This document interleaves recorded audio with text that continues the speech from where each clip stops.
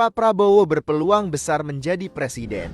Nah, ketika head to head Ganjar versus Pak Prabowo, itu suara Pak Prabowo jadi unggul 7%. Nah, pertanyaannya kenapa Pak Prabowo unggul head to head lawan Ganjar dengan asumsi Anies nggak masuk putaran kedua? Karena tadi, Pak, karena basis pendukung Mas Anies pada dasarnya adalah mantan pendukung Pak Prabowo. Jadi suara Anies itu dalam universum suara Pak Prabowo. Jadi ketika Anies nggak masuk putaran kedua, itu pendukungnya kebanyakan larinya ke Pak Prabowo, bukan ke Ganjar. Nah, ini yang menjelaskan mengapa per hari ini Pak Prabowo masih jadi favorit. Karena tidak ada yang menang satu putaran, ketika masuk putaran kedua, siapapun calon yang gagal putaran pertama cenderung lari ke Pak Prabowo karena dia jadi middle candidate.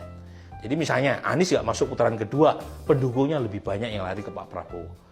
Misalnya bagaimana kalau Prabowo lawan Anies, Ganjar nggak masuk putaran kedua, sebagian besar pendukung Ganjar juga lari ke Pak Prabowo bukan ke Anies.